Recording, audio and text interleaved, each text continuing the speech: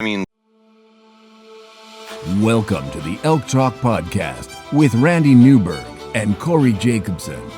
Presented by the Rocky Mountain Elk Foundation.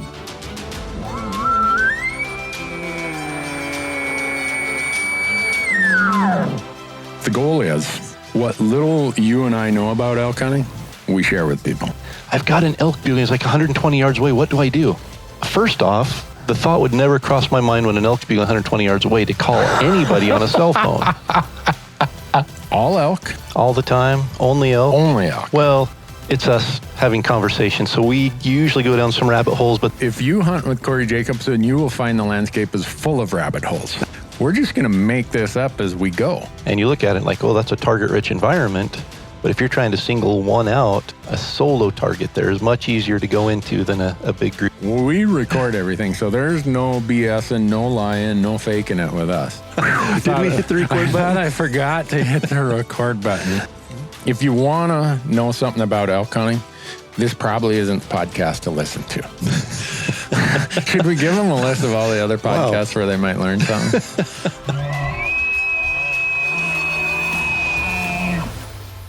The Elk Talk Podcast is brought to you by the Rocky Mountain Elk Foundation, ensuring the future of elk, other wildlife, their habitat, and our hunting heritage. To become a member, go to rmef.org. The Elk Talk Podcast is also brought to you by Mountain Ops, making outdoor energy and performance nutrition to make you a stronger and healthier elk hunter. They have a full line of hunting-related supplements, including meal replacement shakes, multivitamins, pre-workout fuel, and post-workout recovery. And my favorite, their new performance protein bars that, by the way, are packed with 270 calories and 20 grams of protein, but contain less than 6 grams of sugar. Visit mountainops.com to learn more and to order, and be sure to use the promo code ELKTALK to save on your next order. The podcast is also brought to you by Gerber. Go to gerbergear.com and learn about the knives, the Vital, the Big Game Vital, the Gator Premium, all the things that we use when we're out in the woods, and not just knives, but also some really cool multi-tools that they have. And we have a promo code for Gerber as well. Just use the code ELKTALK to save 20% on your orders at gerbergear.com. And we are also brought to you by Rocky Mountain Hunting Calls. And Rocky Mountain Hunting Calls is the original designer and inventor of the pallet plate diaphragm that's completely changed the way elk calls are made and used. And to find out more and to order your elk calls, go to RockyMountainHuntingCalls.com or BuglingBull.com and use promo code ELKTALK, and you're going to save 15% on all of your elk calls and elk call accessories. The Elk Talk Podcast is also brought to you by GoHunt.com. Go to GoHunt.com and sign up for the Insider. The Insider is changing how hunts and hunting information are found. No doubt about that. Use promo code ELKTALK, and when you sign up for the Insider, you're going to get $50 of store credit, mad money, in their gear shop. Lastly, the University of Elk Hunting online course is a proud partner of the Elk Talk Podcast. And within the University of Elk Hunting online course, you're going to find nearly 60 chapters organized in 17 modules of elk hunting instruction aimed at making you a more successful elk hunter. From planning and e-scouting to calling strategies and packing, every imaginable elk hunting topic is included in the online course. And regardless of your previous elk hunting experience or success, I'm confident the University of Elk Hunting online course will make you a more confident, more successful elk hunter. Just visit elk101.com and use the promo code ELKTALK to save 20% when you sign up for a membership to the University of Elk Hunting online course. And with that, Corey, we are ready to get into it. Let's jump into it. Good morning, Corey. Good morning, Randy. Is it still 15 below over there in Idaho? No, it warmed up. It was 7 below this morning, so it's I just wore a t-shirt on my road bike ride into work this morning. Yeah, well, it was 9 below here, so you must have sent it our way. That's right. It's heading east. How would you like to be an elk trying to make a living in this kind of weather? Man, just tells you how tough those things are. Yeah. And then you take the fact that we as a society over the last, well, if you want to go back to when Columbus came in 1492, every year we grab a little more that once was the core habitat of elk or other wildlife. And so they're having to tough it out in this kind of condition on the marginal parts of their historic habitat. That's even more remarkable. Yeah. I mean, think if you forced a bunch of us sissy humans to have to live on the margins and in the tough spots of what our ancestors, our great grandparents, and I think about that. We expect wildlife to live in these tough conditions on marginal habitat, but yet we live such a plush life in today's world. We are the biggest bunch of, pardon my French, candy asses that I don't know. I see it. There's a group of about 70 elk that come down off the mountain to the farmer's field just south of me. And it's nice to see them out there. But it's weird because they're walking around through a subdivision. It's like, oh man, incrementally, we're all part of the contributing factor to this. And people say, well, what do you want me to do? Pack up and leave? No, that's not what I'm saying. What I'm saying is we got to do more. We live our lives, but let's do more for wildlife. Yeah, we take, and very rarely do we stop to give back, at least to the degree that we take. Yeah, and that's why and this is the plug for the Elk Foundation, right, that you and I are big fans of, is they've improved or conserved habitat on 8 million acres of elk country. Yep. That's what I'm talking about when I say, let's do more. It's not like I expect listeners to go out and buy 800 acres and conserve it themselves. I mean, maybe some of our listeners could afford that, but 8 acres would be a stretch for me here in Bozeman. But I think $35 to join the Elk Foundation is probably not unrealistic, and to know that, and you just look at how many elk hunters there are, and if all of the elk hunters were members of the Rocky Mountain Elk Foundation, the power of coming together and being united in that mission of conserving, of increasing not only habitat but access. And it's what you always talk about, just increasing that pie so that our piece of the pie doesn't have to get smaller, so we don't have to steal a piece of pie from somebody else. We can keep what we want, and the pie gets bigger, and it's like, you know what, I feel like my piece of pie is bigger than yesterday. And that all comes from a pretty small contribution and a small financial sacrifice. Well, anyhow, when the weather is like this, and here in Montana, tonight, tomorrow, and Saturday, it's supposed to get brutal. We're talking true temperatures down to the minus 20 something below, even in central and northeast Montana, minus 30 belows. And then we're supposed to get a big wind on top of that starting tomorrow afternoon. And I don't know what that's going to do to wind chills, but I just I feel like such a wimp living in my warm, heated house, looking out the window at these elk, trying to make a living off my neighbor's hayfield. But well. No, I'm actually listening to an audiobook right now from David Goggins. It's called Can't Hurt Me. And this isn't an endorsement for it or anything, because there's a lot of language in it. But if you can find a clean version of it, there's some good motivational stuff. Yeah. And he talks about that same thing, that we're just so pampered, and our bodies don't even know what they're capable of because we're so uncomfortable getting out of the comfort zone. Yeah. And we don't push ourselves. We don't allow our bodies to respond to hardship. And that's it exactly. It's like, oh, it's minus 30 outside. I'll turn the thermostat up to 72 and go sit back down under my lighted living room and listen to the 40-mile-an-hour wind blow outside and the snow pile up, and then I'll call the neighbor who has a tractor to come and clear out my driveway. And, it's just, to our credit, to some degree, we've, used our intelligence and grown and made things comfortable. But at the same time, the elk haven't got any help. They're sitting out there in the same way it's been for hundreds and thousands of years for them, just facing that 30-mile-an-hour wind on the backside of a ridge. And it's remarkable. And for me, you brought up something there that people have asked me this many times of what drives you to hunt at this point in my life, having been blessed to hunt for the last 45 plus years. And one of the things you just mentioned there is I like to force myself to be uncomfortable. And I feel better when I force myself to be uncomfortable and I push through it. And then I'm okay coming back home and sitting on the couch for a snack or whatever. Yeah. And hunting is one of those places that forces me to be uncomfortable, forces me to feel inferior, forces me to feel like I have no control, because I can't control the weather. I can't control the hunting pressure. I can't control what the elk are going to do.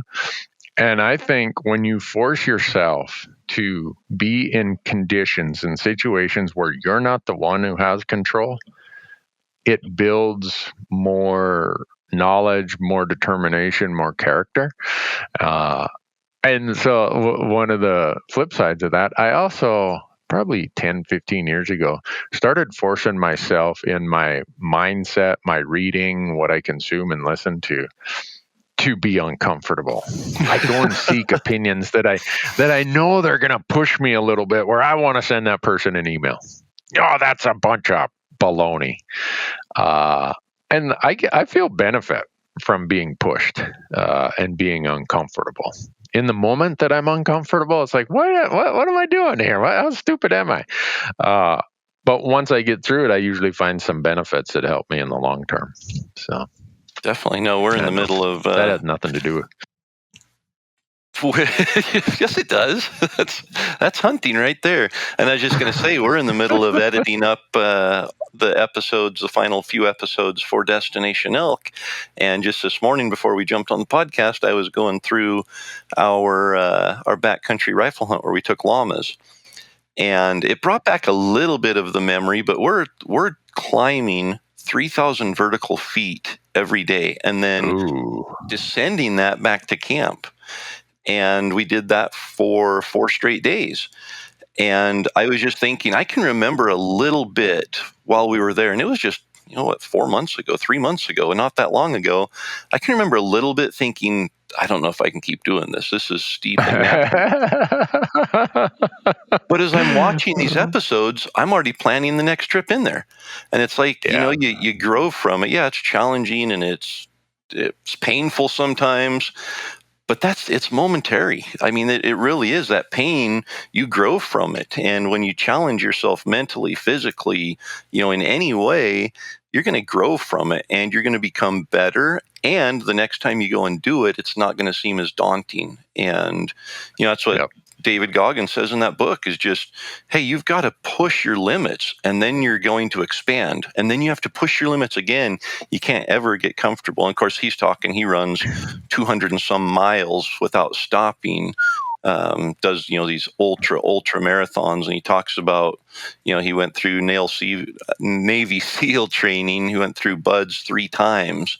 And first time, was almost at the end and had to leave because of an injury, and then just another time they canceled it in the middle of the training, and he had no control over that, so he had to end up doing it 3 times. And by the 3rd time he went through it, he's like, I knew it was coming. Everybody else is sitting there panicking. They're wide-eyed. People are delirious. They're tapping out. And he's like, I'm just like, this is my 3rd time. I'm not quitting. I'm not quitting this time. So yeah, well, that. I'm sorry this discussion keeps getting us onto the next rabbit hole, but here's another rabbit hole related to that. Dan and PJ, who are the editors over at the Elk Foundation's Bugle magazine, they were asking me, hey, can you provide another article for us? It's been a while since you wrote something for us. I'm like, well, what do you want? And PJ said, I remember one time you were doing a presentation and you said that you think that elk hunting should give you a certificate better than or equivalent to an MBA. I'm like, yeah. He said, we need the article called the Elk Hunting MBA.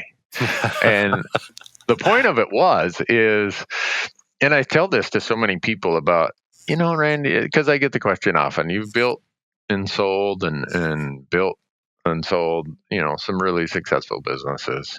Not like, no one's going to have to worry about me being a Mark Cuban or Peter Chernin or, Jeff Bezos or anything like that. But they asked me, where do you think your most valuable business lessons have come from?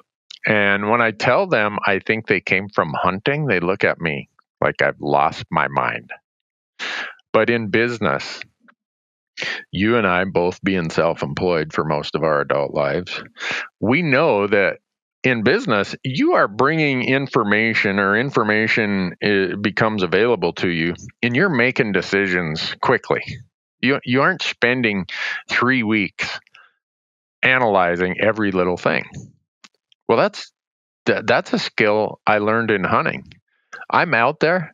The wind changes, the weather changes, this happens, that happens. Okay, the sun is at this point in the sky. I'm making so many decisions as I'm walking or hiking or glassing that I'm not even aware of how much information I'm processing and making decisions on.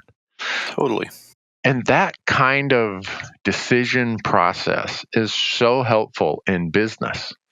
And the same when I referred earlier about wanting to be vulnerable and not in control of every element.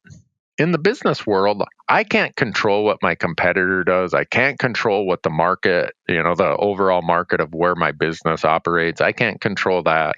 I can't control the geoeconomic politics of the world. So I have to learn how to run a business and position my business that gives me as many options as possible based on all those uncontrollable items. Well, if I look at that, that's almost like my e-scouting plan of what I put together when I go elk hunting. Right? I give myself all these options based on what are the unknowns or the uncontrollable items when I'm out there. And then I think successful hunters don't give themselves the option of failure. And failure can be defined in many ways. But in the business world, if you give yourself an out, and you and I have so many acquaintances, I'm sure we could rattle off, who said, yeah, I'm going to do this someday, but I'm not going to quit my day job because, what if this doesn't work out? Well, the real successful people said, I'm quitting my day job and this is going to work. Got to make it. They don't. Yeah. You're all in. You're committed. Yeah. And when you're hunting, you don't give yourself the option of, well, if the weather's bad, I'm going to go home and watch a football game. Now, the successful hunters say, damn the torpedoes, I'm straight ahead. Here we go. So I just, I promised them I'd get them kind of the talking points of what I've always provided related to that. So if Dan and PJ are listening to this podcast, they're going to be, hey, Randy, we could use that manuscript. You're about a month late on that. Yeah, but you just jumped all in. Yeah. So you committed yourself. Again, that has nothing to do with elk hunting, quote unquote, advice or tactics. But I think if people, no matter whether you're in business, whether you're in hunting, there are certain folks you can look to say, wow, they're consistently successful in what they do. What are the characteristics or traits that they display or mannerisms that they apply to how they operate that allow for that? And I think you'd see some consistencies. Definitely. And so there you go. So now if everyone quits their day job today and starts a new business and they all fold up, they're going to be calling you and I saying, hey, who's your attorney? I would like to file a civil claim for that bad advice you gave me, Newberg. Just keep in mind, Randy's one that gave the advice there. I just chuckled and nodded. Yeah, that advice is probably worth what they paid for it. That's right. Probably worth less than what they paid for it. So you want to know the first question I pulled up from our responses, our viewer question or listener questions? I do. This one is almost it's a problem you hope you have. The person said, do you ever worry about this when you're applying in multiple states? What if I draw 2 tags in 1 year? I Yes. don't. It's like that's my goal. I want to get fired. I want to be gone so much that they fire me down at the CPA firm. Now, there was a time in my life where I thought that was a concern, and then it happened 1 year.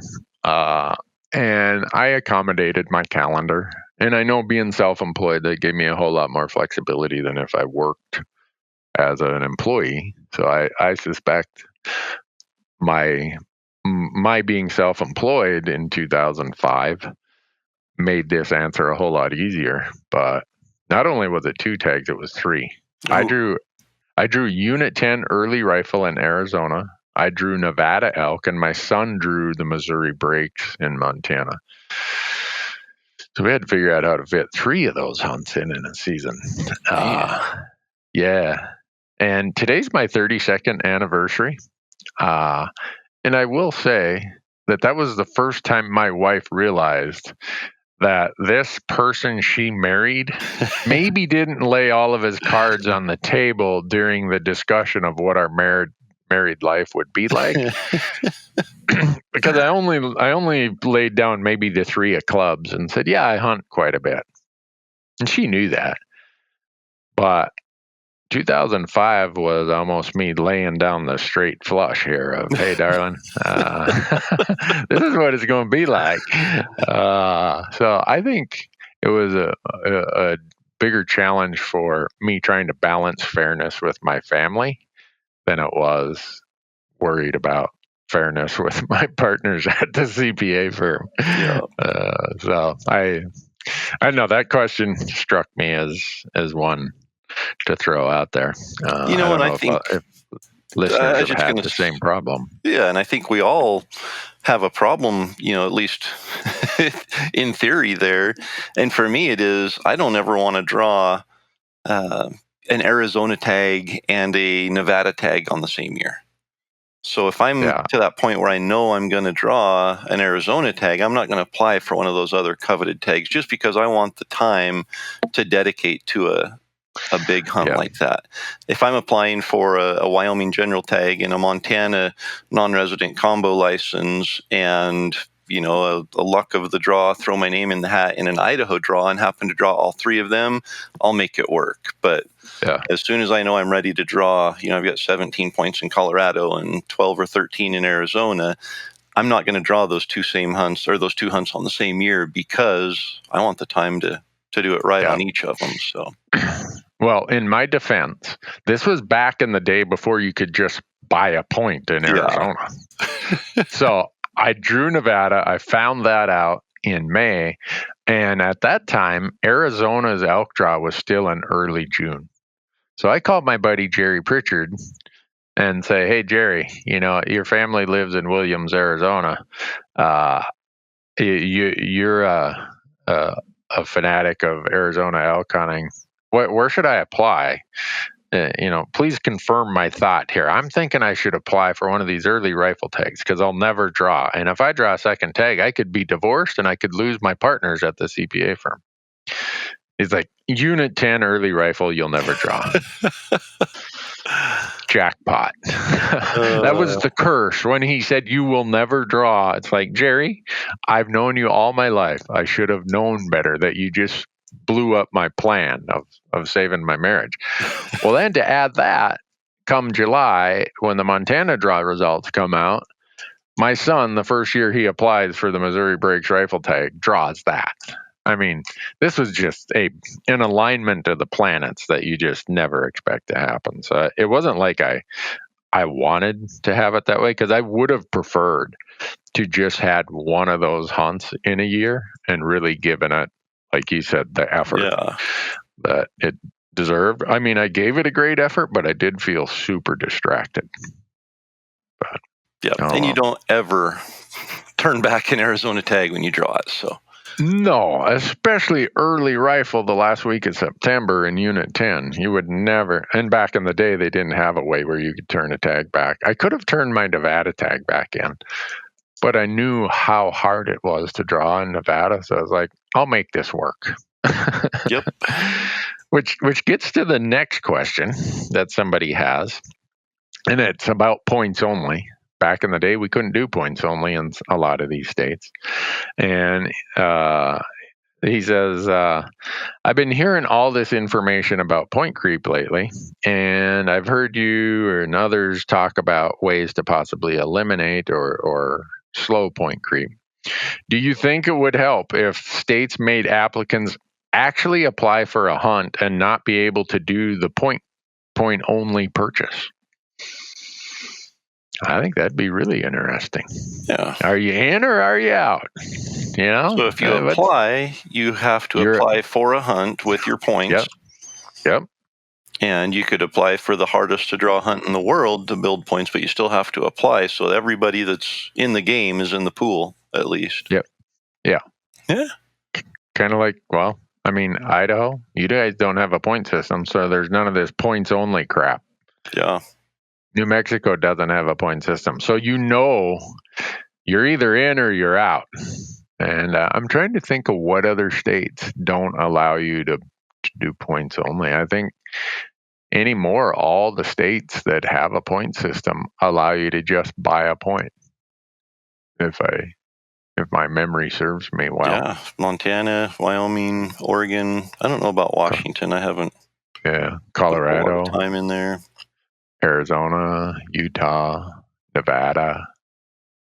Yeah, that'd be an interesting experiment to see what would happen if you had to apply. I wonder what that would do to point creep. Yeah, I like it. Yeah. If nothing else, it would at least force everybody to lay their cards down and say, "This is where I'm applying," and you could look and see what the relative demand is. Yeah. And it would, I don't know, it'd be interesting. And the person here, he wraps it up by saying, "It just got me thinking a little bit. I'd love to hear what you guys think. I'm only 21 years old and I'm doing my best to build a game plan for elk hunting." So here we are, a couple gray-haired old fogies like you and I. We got the 21-year-old coming up with the best idea, maybe. That's great.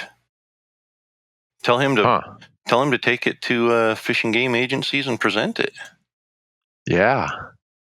That's all it takes to get things presented, right? You just show up and say, "Hey, I have this idea. Let's do this." Right. And then they'll either say, "That's within our purview," and yes or no, or they'll say, "That requires legislative action. Take it to your Congress or to your state legislator." And usually that's a train wreck. Even if it's a good idea, by the time you hand it off to a state legislator, it turns into a bad idea. Yeah. The downside of those, I think I said this on the last podcast, is the downside, the negative part of politicians is 99% of them give the rest of them a bad name. When I say that, people are like, "Well, no, wait, it's the old saying is it's 1% give the rest a bad." No, not with politicians and attorneys. With politicians and attorneys, it's 99% of them give the rest a bad name. So it is political season. On the last podcast, we told folks that we were going to jump into how they can become an advocate for the cause of hunting and conservation if they're willing to participate in the political process. But I don't know. I think my blood pressure was getting pretty high by the time we wrapped up that podcast. So I could tell. Should we go talk about something not nearly as emotional, like wolves? Wolves is a pretty calm topic. Well, you talk about emotion, and I think that's where a lot of this stuff, I mean, the wolf regulations, you saw in California, they tried outlawing bear hunting in California, and it was all based on emotion.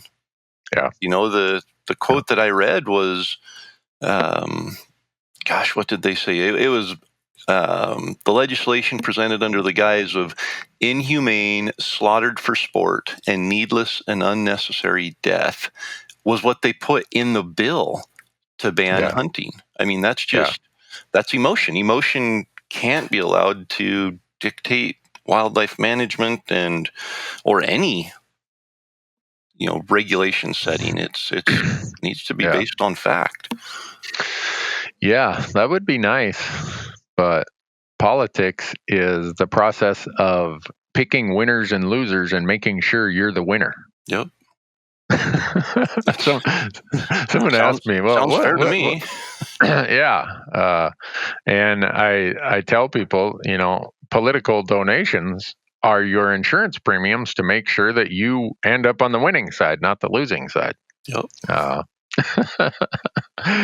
Oh gosh, I can't believe I started down this path. People are going to say, Newberg, I'd listen to this podcast for some elk hunting advice, not political rants. Well, I'm pretty sure we could probably provide them with some advice on how it affects elk hunting, because in your home state of Montana, things are getting kind of messed up.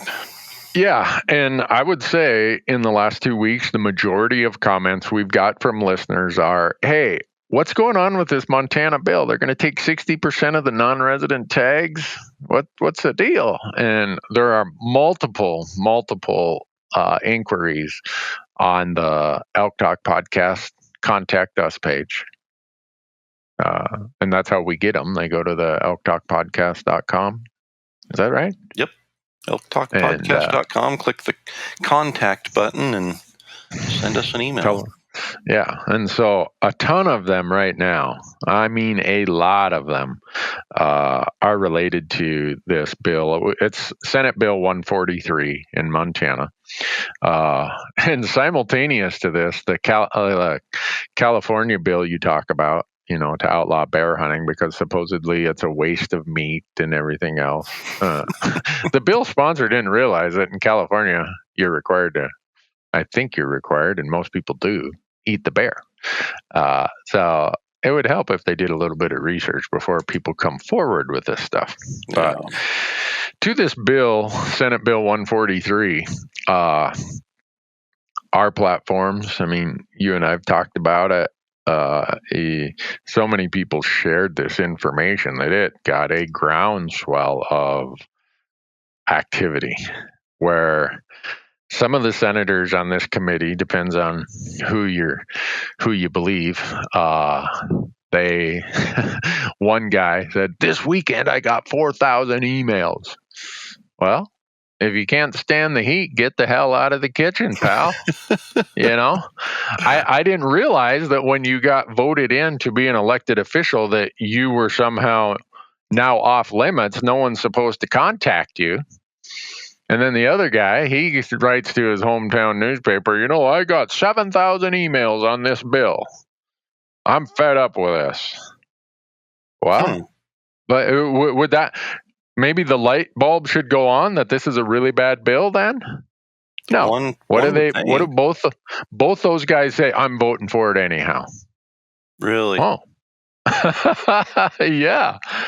So what happened with this bill, I'll just explain it a little bit, is it comes forward that 60% of in Montana, they're called B10, B11. And what that means, the B10, B11 licenses are elk deer combination license, where you get either an elk tag or you get the combination of an elk and deer tag in your license package, or you just want the elk version.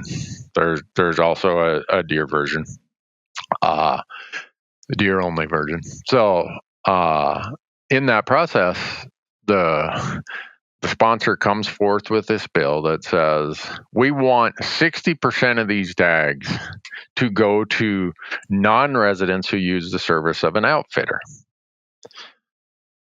Well, that means for the majority of our audience, they get to fight over the remaining 40%. Yeah. And I have no problem with outfitting. I've been on 4 outfitted hunts. I had a blast. But a couple things come into play. Is one, being a conservative guy, I'm not a real big fan of having a government action funnel 60% of the revenue stream to a small handful of people. It goes against what I don't know. It goes against what I think is the way the market should operate. And then probably a bigger issue here is that in 2010, Montana passed a citizens ballot initiative. This wasn't the legislature. This was the citizens of the state got to vote. Because prior to this, we had a set number of outfitter-sponsored tags, where if an outfitter sponsored you, you were guaranteed that tag. Well, in 2010, it was called I-161. It was a ballot initiative where the citizens of the state said, we want to get rid of this. So now we've got a state legislature 10 years later coming forward saying, we don't care that you folks voted this out. We know what's best for you. Man. So Yeah. who was it that introduced this? It was a legislator from the Bitterroot Valley. He got convinced to carry the bill. And instantly he is getting heat like you can't even believe. I mean, the folks, the non-resident folks, the resident folks are just lighting up the phones, lighting up the emails. And when he comes to present his bill, and so part of this, I think maybe we should get into how some of this works. The pressure has been so intense that the very first thing he does when he comes to the committee to introduce his bill is he says, Mr. Chairman, I've got an amendment to my bill. Oh, it would have been nice if you would have brought that amendment forward so it could have been discussed as part of this hearing. But he didn't. And the person, the sponsor is Jason Ellsworth. And so he instantly throws the fog out there of, we don't know what we're going to amend it down to, but it's become apparent we should probably amend this down from 60%. So they have their whole hearing and everything, and they have a hearing on a bill that no one knows what percentage it's going to end up at, because the amendment isn't presented at that time. I mean, this is like a clown show. I wanted to say, and I'm on vacation trying to watch part of this, and I'm supposed to be with my wife and her family, but I told her, darling, I at least got to go and listen to what the proponents and the sponsor have to say. And I'll get into why that's important, but it's, the old saying, not my circus, not my clowns. This was it. I mean, if you're experienced in this stuff, you're just looking into the screen saying, is this for real? Are we going to spend all this time on a hearing on a bill that's going to be amended and we don't even know what the amendment's going to be? But that's what happened. So what they did with it, thanks to all of you non-residents, all of you residents who put the pressure on them, they said, oh boy, we're getting our clock cleaned here. 60% isn't going to fly. What's our next fallback position? Where could we go that maybe it would turn the heat down a little bit? So they go to 40%. So the sponsor says, I think we'll amend it to 40 to 45%. So this morning I get a text that supposedly, and we'll know by this afternoon, the committee meets again this afternoon, that in executive session, I believe it might be, I don't know, they're going to push it through at 39%. Oh. So some people would say, hey, victory, we already knocked 21% off it. Well, it's still not a victory. That's the strategy these groups use. Go plant your stake so far out on the fringe that if you got to pull it back, you look like the great compromiser. Yep. BS. You're looking you're looking like someone who doesn't care what the people voted for, and you're trying to overturn the will of the people. That's the reality. So it'll probably come out of that Senate committee this afternoon, and then it'll go to the full Senate, and that's a chance to just inundate these people with emails and phone calls. And the skids are greased, so it'll probably come out of the Senate, and then it'll go over to the Montana House, the House Fish, Wildlife, and Parks Committee. And the skids are greased there, so it'll probably go to the full House floor vote. And the skids are greased there, so it'll probably get through. But every one of these points along the way is a chance to hammer it and get it down and get it down, get it down. And then it goes to the governor's desk. And this is where things can really make a difference if you're a non-resident. So, as we've seen, and this, we're using this bill as an example, but if it was a bill in your state of Idaho, this morning I got a call from some guys from Utah about a bill in their state, Colorado. I mean, this is where the game gets played anymore. And like we said on the last podcast, these groups that want to get their hands on the value that's been created by all this conservation work, all these, efforts by our state agencies, by volunteers to build wildlife herds. Now people are looking at that saying, how do I get my fingers on some of that? That's a pretty darn valuable asset that the public built there. I'd like some of that to benefit me. And so what they do, they don't like fish and game commissions, because we as hunters, we've had a lot of really good work building relationships with our fish and game commissions. So they said, let's take this over into a state legislature. Let's make this a political battle, because those folks are all volunteers and we're paid lobbyists. If something comes into a committee on a Tuesday afternoon by surprise, they don't find out about it till Monday night. Those folks got work to do. They got businesses to run. They can't just run to the state capitol and be involved. So then they capitalize on the fact that all of our nonprofit groups that have helped do this advocacy and helped with all this conservation work, well, they're hamstrung. They got constraints on them about what they can do in the political arena. So why do we see this trend of every year more and more of our issues getting pulled over into state legislatures? That's why. Yeah. Doesn't seem right. It doesn't seem right, but it is the reality of what we're dealing with. So I tell people, the hunting, fishing, public access, public land community, we're so far behind in upping our game as it relates to that. This is like when I was in 8th grade, we thought we had a really good 8th grade basketball team. We went undefeated. But the equivalent is if we went and played against, the LA Lakers or something.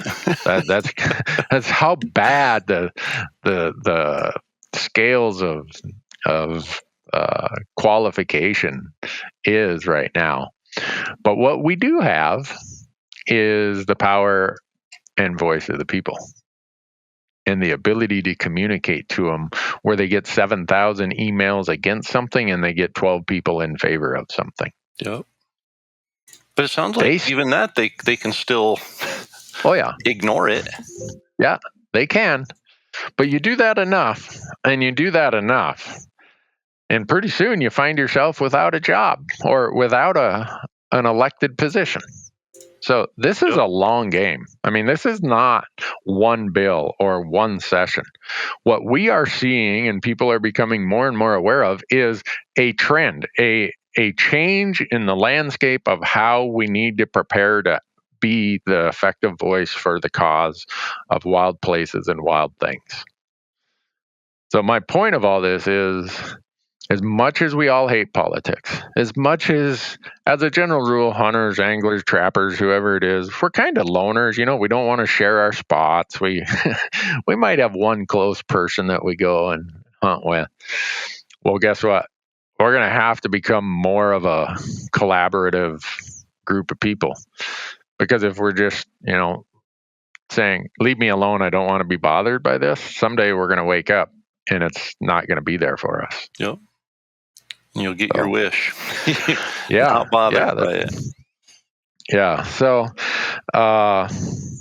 that's just a dynamic that has evolved over the last, I'd say in my life, I've watched it probably the last 20 years, and it's accelerating. So I'm doing this video series on our YouTube channel called Civics for Hunters. And I know that is kind of corny, but the idea is to get people in the mindset that we can't think that sending $35 to the Elk Foundation or $100 to the Elk Foundation or to our other favorite hunting or conservation group is going to be the advocacy that we can now go down to the coffee shop and complain about, well, I sent them my dues. What are they doing about this? Yeah. Well, by law, they can't do much. So this requires you to go down to the coffee shop and look over there and say, oh, that guy's a county commissioner. And he's the one who came up with this stupid idea that we shouldn't be able to do conservation easements. I think I'm going to go sit down there and give him an earful. Don't give him an earful. Be polite. Be professional. Don't go off the rails. You used a good term earlier, Corey, emotion. There's there's like, if you study and read about advocacy, there's a spectrum that starts with passion and ends up over on the curve of emotion. So somewhere along that curve, your passion becomes emotion. And emotion does not create successful advocacy. Passion does, but emotion doesn't. So when you're interacting with these people, don't get emotional. Don't say I'm coming there to whoop your butt, or don't threaten them. How big a boy are you? Yeah, there you go. Like R.D. Mercer. How big a boy are you? Ain't nothing me to whoop a man's. So, don't do that. Be professional. Be persistent. Nothing scares a politician more than a group of highly informed, highly motivated people of even 5. They're like, oh man, these folks aren't giving up. They're going to make my life miserable. Yep, that's exactly right. Will make your life a little bit painful along the way. And politics is the path of least resistance. So if someone says, well, I'm going to ignore 7,000 emails because I've got 12 people who made campaign donations to me, the likelihood is they're saying, well, I'm not accountable to these 7,000. I'm only accountable to these 12. So that gets into some strategy, and I'll use the strategy for this bill as it goes forward.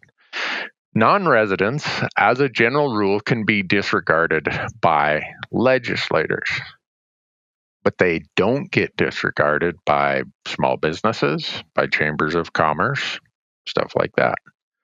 So as this bill proceeds, I'm going to start giving non-residents, here are the chambers of commerce. Here, wherever it is you go and buy gas and groceries and bars and, or whatever you do, hotels, email them and tell them, I come every year, every other year, me and my friends, and we stay at your hotel, or we eat at your restaurant, or we buy gas at your station. And this bill is going to prevent us from doing that. Well, now you really have sway, because tourism agencies, chambers of commerce, they disregard the residents because they say, you guys don't spend any money on it. Randy doesn't rent hotels in Bozeman, Montana. I have a house. So these groups don't listen to residents, but they're hypersensitive to non-residents. And if you're the governor of any state, the last thing you want is the Chamber of Commerce, the Innkeepers Association, the Bar and Tavern Association, the fuel jobbers, or whatever their industry association is in your state, You don't want those people showing up in your office saying, what the heck is going on here? Yeah. So where we're going to take this is the non-resident pressure eventually is going to start migrating towards those commerce, those business lobby groups who are very, very receptive, very tuned in to what you non-residents spend here. And then the residents, we will continue to remind these legislators that, one, we're residents, we vote, and we understand that at its core, what you're trying to do here is overturn the will of the people to channel a huge amount of a state, whatever you want to call it, state asset revenue stream to a small handful of people, to the detriment of our friends and family who live out of state. So it reminds me of Wyoming and their non-resident wilderness law.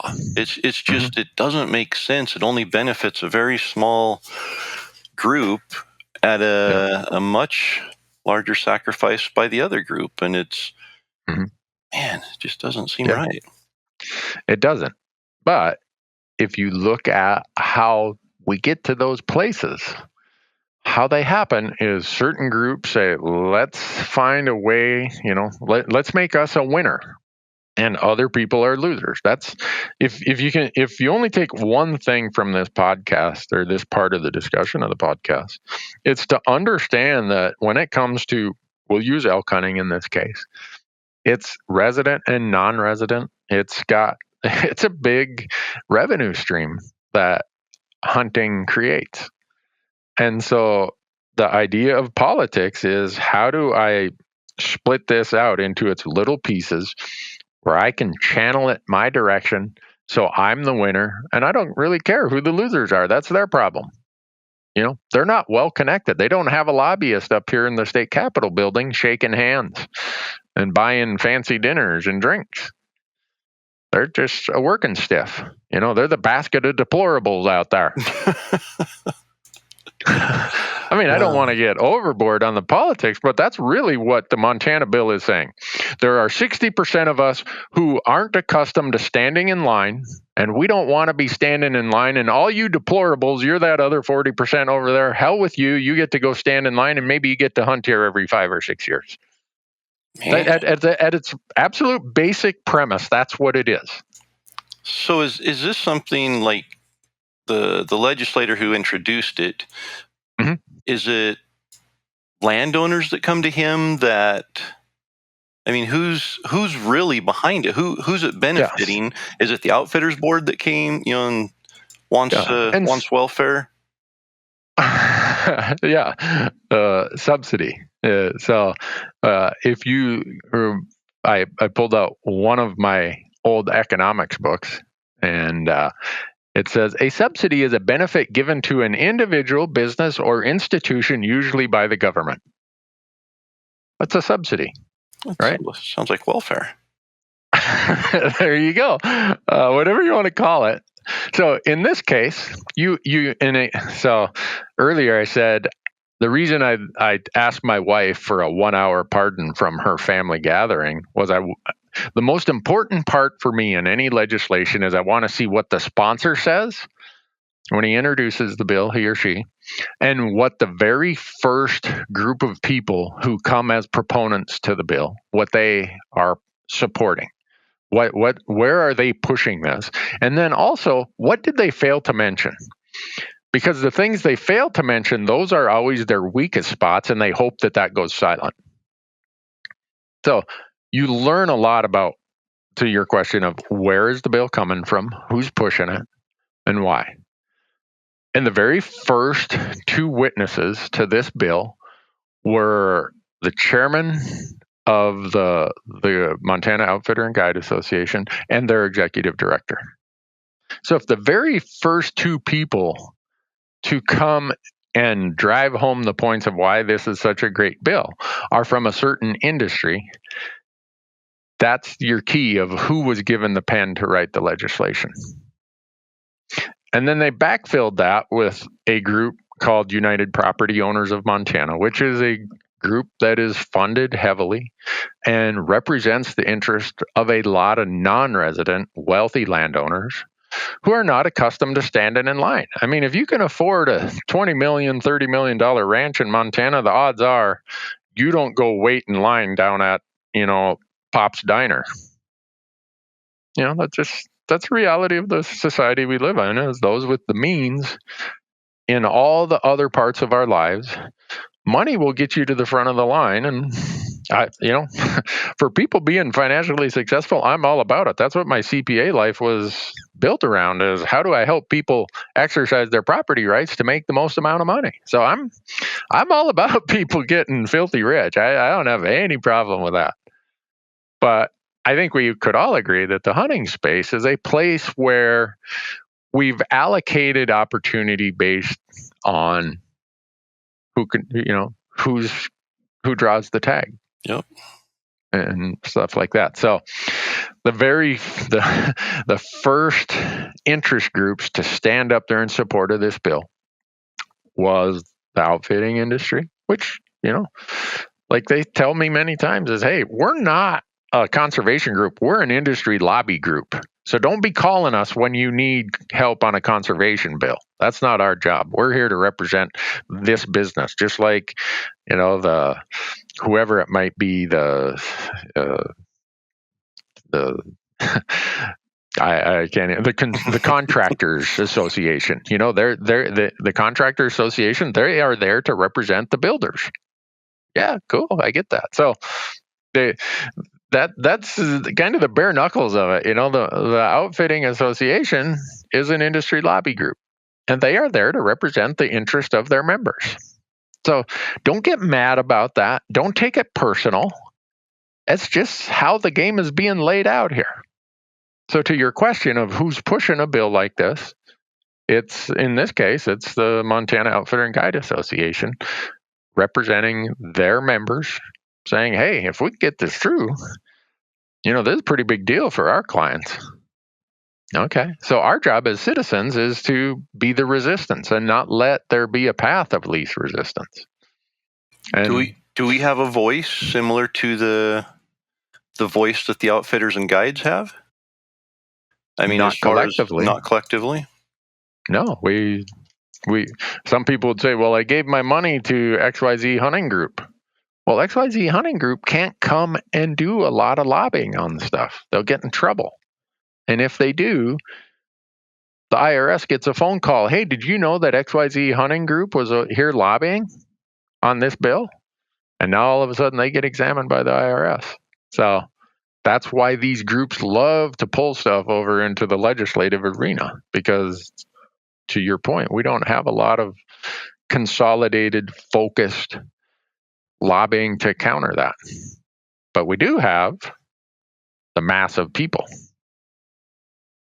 That's one thing we have, is the ability to motivate and activate thousands of grassroots people. And in most instances that sways the outcomes. Yeah.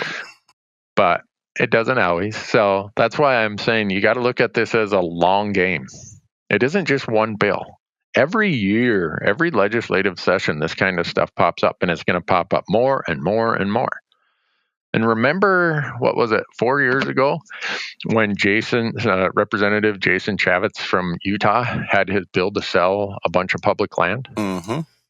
He got lit up by the hunting community, and he pulled that bill. So the point of that is this is happening, and it's going to happen more, and it's going to happen more. So get yourself in the mindset that part of being a hunter and part of being a conservationist is probably you're going to have to get yourself familiar with how political processes work and weigh in. Not only familiar with it, but be active.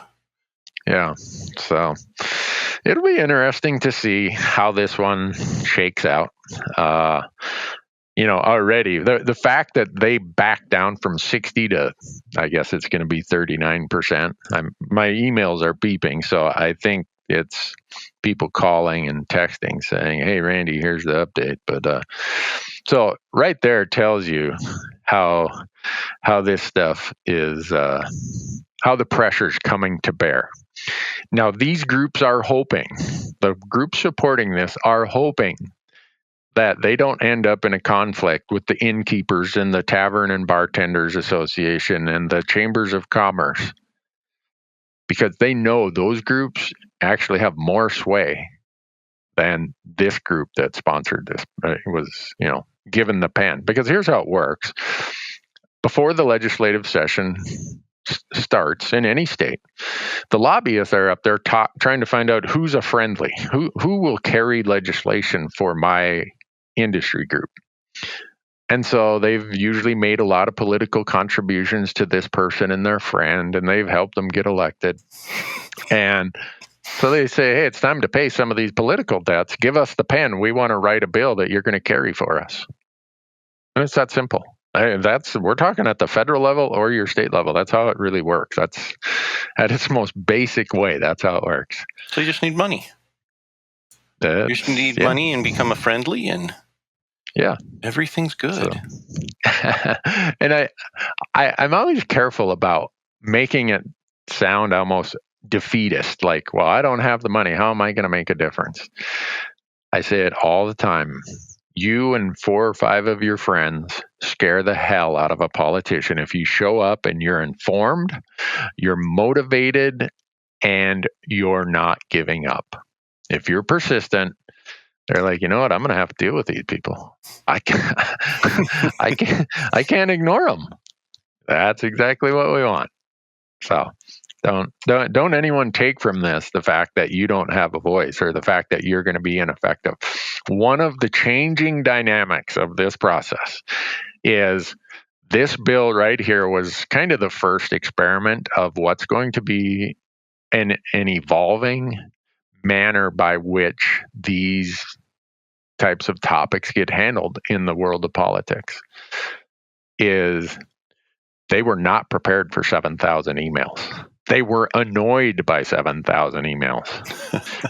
But eventually they have to think about it and say, wow, why am I supporting a bill? Why am I sponsoring a bill that gets 7,000 emails and only 12 people in favor of it? Yeah. They may have such a huge political debt that they have to pay that they plug their nose and vote for it anyhow. But over time, activism at the grassroots level, at the volume that we can engage and activate with our digital platforms in the outdoor space, is going to make a difference. So let's do it. That's what I say. Stay tuned. Get on it, yeah. So you're going to be providing information on who to contact and... Yep. Yeah. And say this gets, and it'll take a month or so for this to get through the Senate, through the House, and on the governor's desk. But we have a first-term governor who I know personally, very smart guy. He's going to get that on his desk and say, why is this on my desk? You're asking me to sign a bill that overturns the will of the people? You're asking me to sign a bill that all of the small businesses, other than the few that are, benefiting from this bill, are getting hurt by it. Why is this on my desk? So he still might sign it, but there's a whole list of other things coming. And then there's the next legislative session. So a little history for me is I've been involved in this for the better part of 30 years now. And I've seen how it's happened. I feel like the old gray-haired guy now, that when I first went to Helena, in the first legislative session I attended was 1993, I looked around and there were some passionate people there, some conservation leaders that should be on a wall of fame somewhere. And they were old and gray. And I was looking at them, I'm like, man, those folks, they've seen the battles, they've been through it. And so I befriended them, and so many of them were kind to take me under their wing and show me some of the ropes. And I've made my share of mistakes in the process of politics. I've done and said stupid things, or got a little bit, let my passion become emotion a time or two.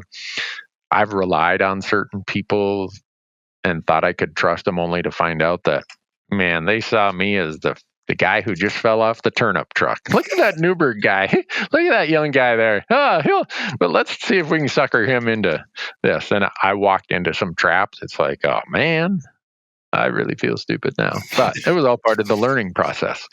So I have the benefit of having been involved in this for a long time. And I right now, and this gets a little bit to my enterprise, Corey, not necessarily Elk Talk Podcast, but my why is to promote self-guided public land hunting and create advocates for that cause. That's what I wake up to do every morning.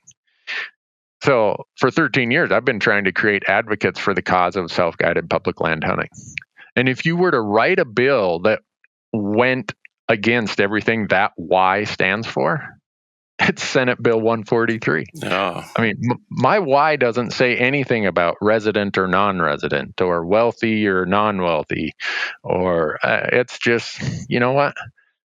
There's never been an advocate, a formal advocate for the cause of how we hunt. There's all kinds of advocates for other styles of hunting and other manners of hunting, and I'm good with that. You know, if you have access to private land, knock yourself out. Go and hunt it. You'd be a fool not to. Or if you aren't, if you feel really out of your element, go with a guide or outfitter. I refer multiple people to outfitters every year. I'm not anti-outfitting. I mean, it'd be hypocritical for me to go on some guided hunts along the way and then say I'm anti-outfitting. Yeah. I mean, there's some of them who run unbelievable operations. They provide a great experience, and if they get filthy rich, I'm happy for them. I just, I'm not real convinced that the government needs to keep stacking the deck against the non-guided guy or gal. Yep. So I like it. Have we lost every listener now? You got me engaged. Like and we've faced it in Idaho a bit. We've had things come up that I'll send out an email to my platform and say, hey, just send an email in, and within a day or two, it disappears.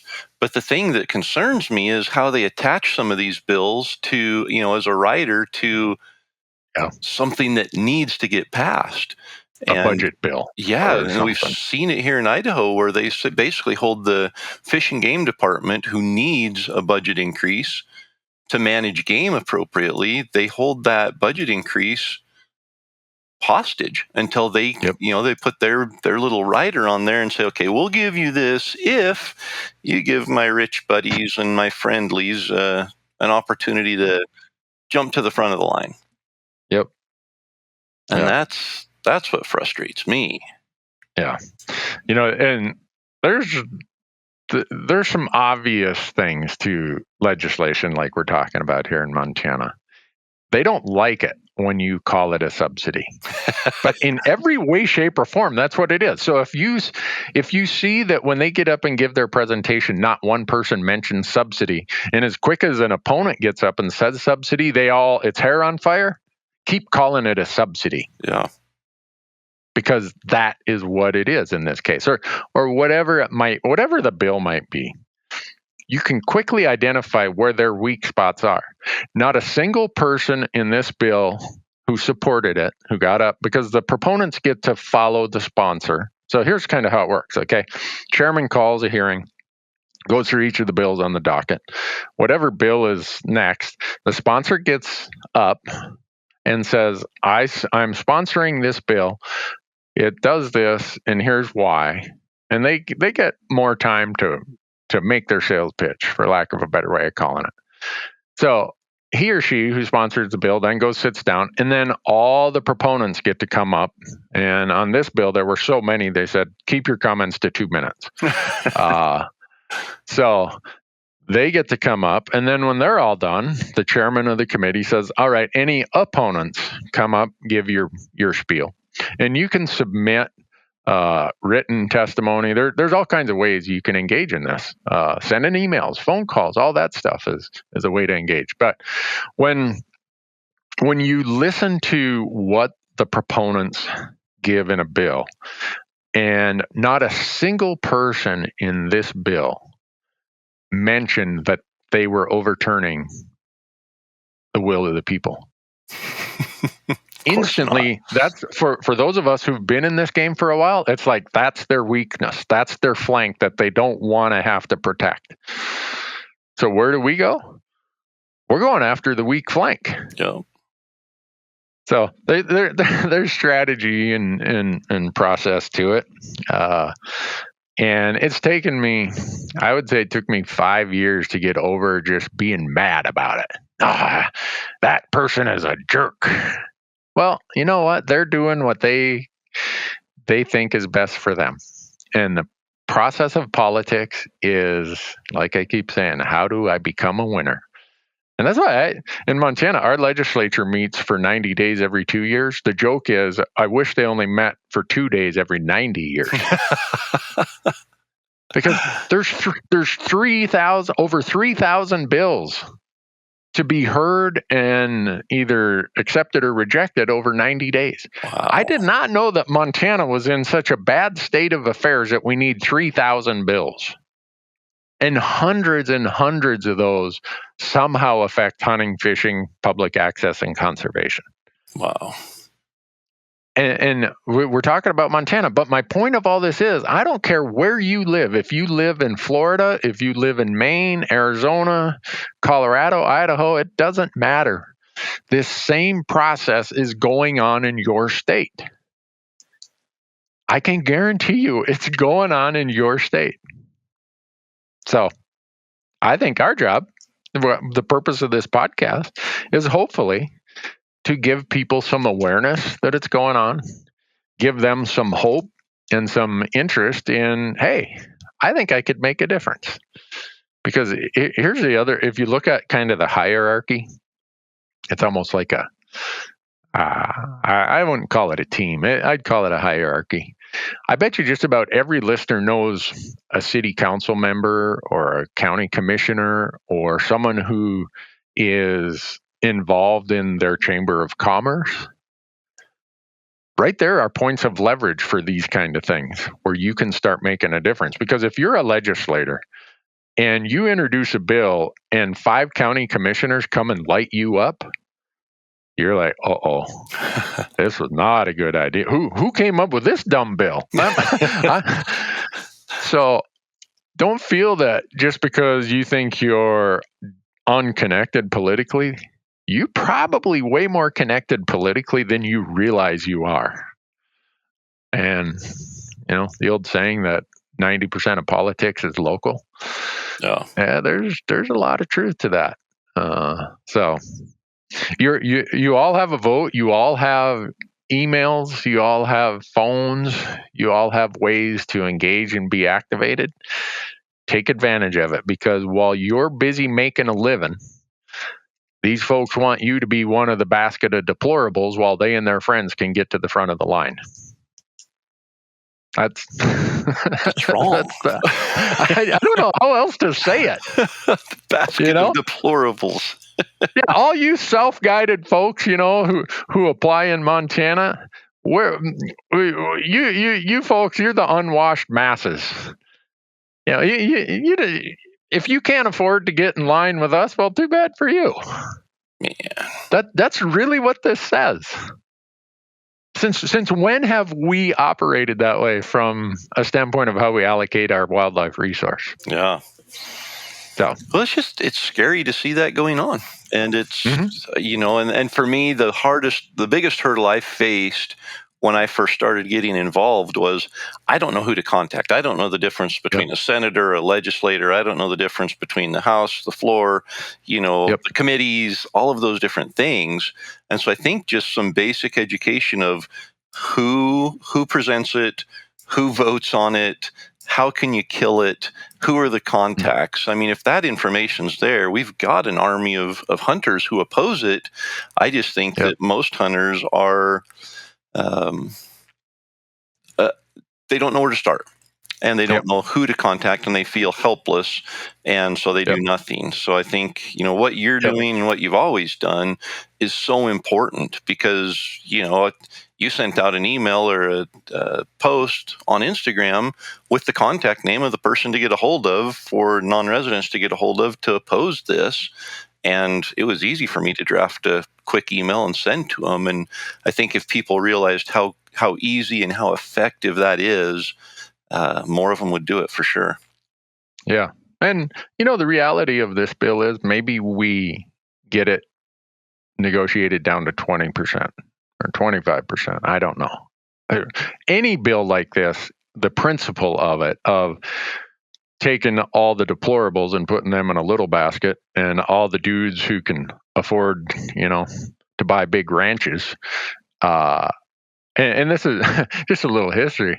Montana, as the economy got better, it got harder and harder to draw this general Montana deer or deer elk combo tag. Well, the last 2 years now, it wasn't 100% draw. So that's when all the pressure started. And so the outfitting industry says, well, this is nothing more than a lottery. Who can build a business around a lottery system? This is not a lottery. This is a preference point system. You know who's going to draw by how many points it takes. So I sat on Montana's committee that came up with our bonus point system in 1999 and 2000. There were representatives from the outfitting industry. There were, you name it, hospitality industries. And we looked at it and said, everyone agreed, the Montana preference point system for the non-residents is working great. Let's just focus on bonus points for limited entry tags. So that's kind of what we focused on. But for years, this system was supposedly working great. Wyoming outfitters, all the non-residents in Wyoming are on a preference point system. It's not the end of the world in Wyoming for their outfitters. In Colorado, they're on a preference point system. So how could you say that it's a lottery when you can go and look at how many points it takes to draw the tag? That's not a lottery. It's he or she with the most points gets the tag. So don't sit here and tell me your business model is subject to the whims of good fortune or bad fortune. It's subject to knowing how the system works and being able to count to 2, because it only takes 2 points to draw the tag in Montana. We're not even talking long division or fractions here. And we're talking, can you count to 2? And that's what's so frustrating is you can draw a general tag. These outfitters, if they have the customers already, you might lose 5% a year as far as who could hunt with you, but the next year you're going to gain all of those plus the 95% that you have from that year. It's ludicrous to think that they need that kind of a handout. If you now say 39% of the tags are issued only if you have an outfitter, that's growing that outfitter's business without them having to do anything. They're just automatically going to get more revenue. And that's, man, I wish I had somebody doing that for my business, coming in and saying, hey, you know what? We want to introduce this for you because we want to see you make more money and not have to work for it. You know what, Corey? I'm going to find somebody to introduce a bill in Congress, maybe, that says if you have an elk tag, 60% of you have to take Corey's University of Elk Hunting course. Oh, now we're talking. I support that bill. Yeah, I laugh, and people are like, "That's ridiculous." It is ridiculous. It was meant for a joke, but that's what's being asked here. So, here's how the Wyoming outfitters do it. Wyoming outfitters must be good at math, because when my brother-in-law said, "I want to leave Minnesota and go hunt elk in Wyoming," he only had 1 point. And the outfitter said, it takes 3. So I'm going to help you build your points to the level of 3. And then I'm going to book you for a hunt in, 2 years down the road. So the outfitter is like, if I get in touch with these people before they get their point levels and I help them build their points, I'm building security for next year's bookings and the year after's bookings. Yep. But somehow in Montana, that logic, the math gets completely different when you come to Montana. So if you are out trying to book clients that have 0 points, think about that. Yeah. It takes 2. Why are you spending all your time building your business for that year on the people with 0 points? Yep. That would be like being a realtor and going and trying to sell homes to the bum who lives under the overpass. Guess what? He's not qualified for a mortgage. Why are you spending all your time trying to sell him a home? Yep. Same thing here. So one of the topics they kept bringing up is, we're to the, our businesses are subject to the whims of a lottery. No, they are not.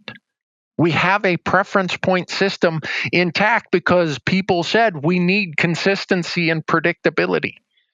Well, that's what a preference point system provides. So don't go try sell your home or your hunt to the hobo living down at the railroad depot. Find somebody with 2 points. But here's the other part. In Montana, even at that, if you had 0 or 1 point last year, because so many tags get returned when folks don't draw their limited entry tag, even the folks with 1 point had a 60-some%, like high 60% chance of drawing. And the folks with 0 points, 60 or 64% of them drew.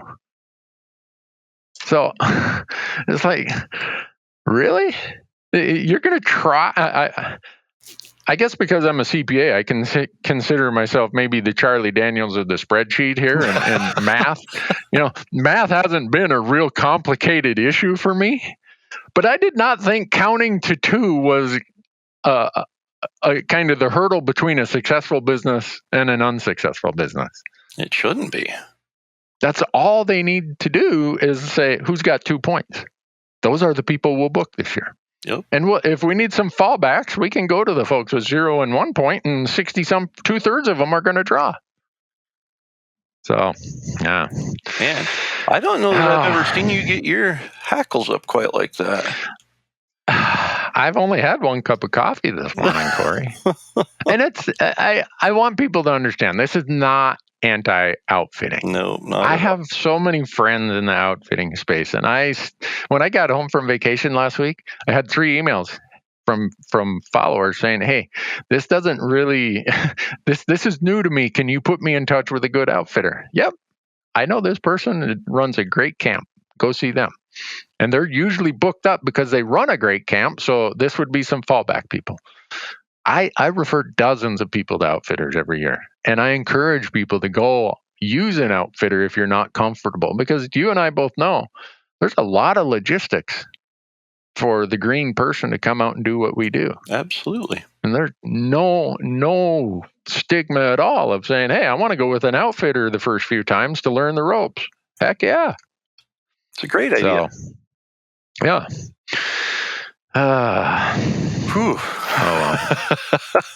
Anyhow, but we had the majority of our comments in the last 2 weeks have been related to this bill. So we really, we're not going to be like those legislators who say, I got 7,000 emails and I'm going to disregard them all.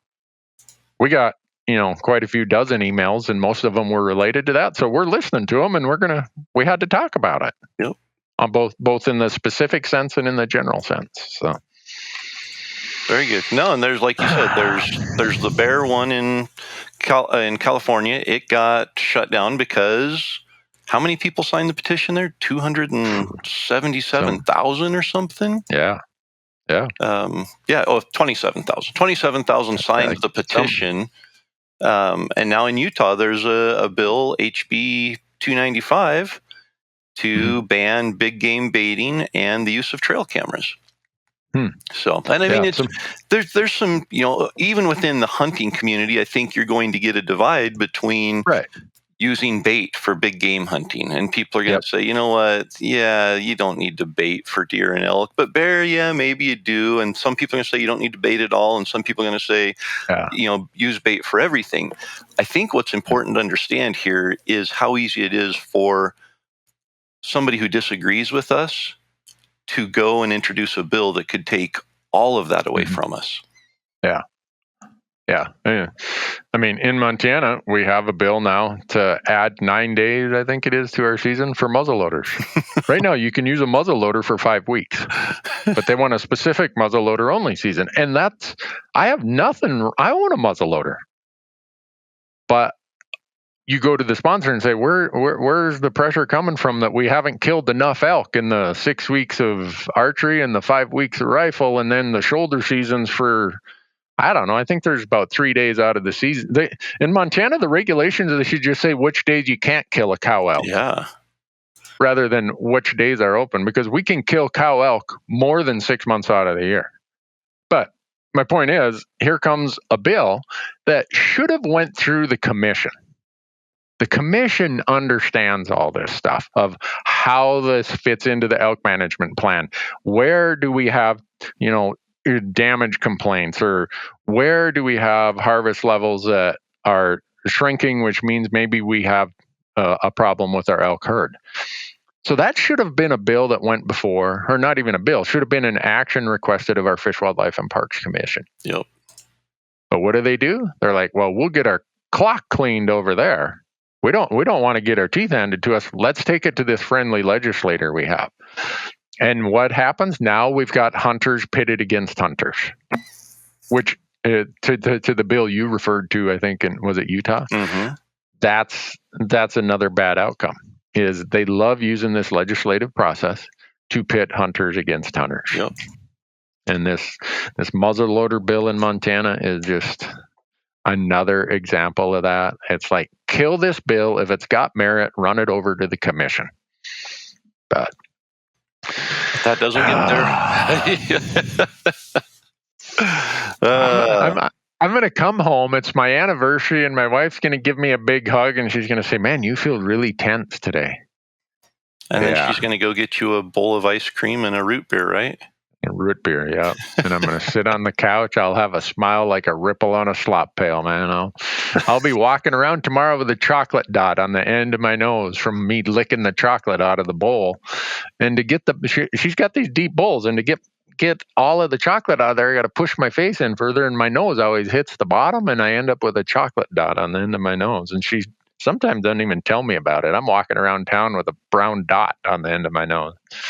Does she give you a hard time for licking the bowl? She used to. She's given up on it now.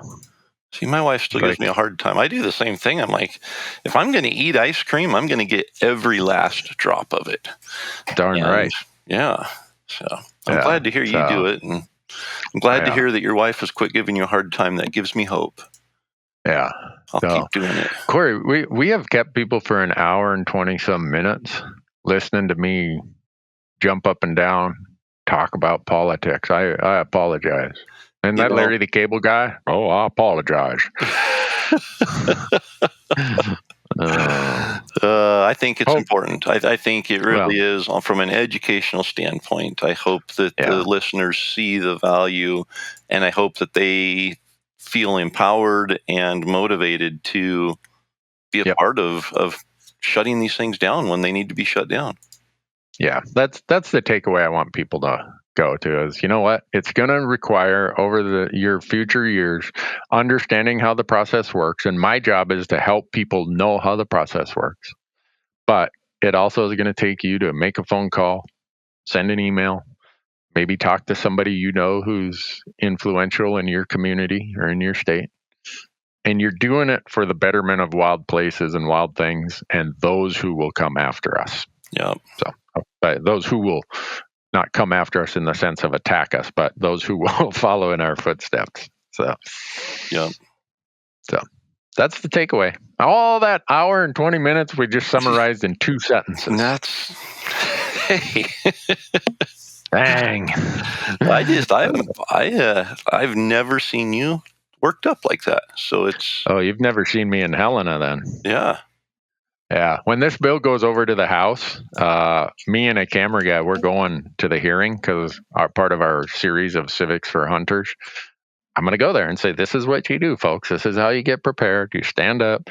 You don't rant and rave. You give your piece and, off you go. Yep. So that's awesome. But well, thanks for doing that. The other caveat is railing about a problem on Facebook does not constitute advocacy. Okay?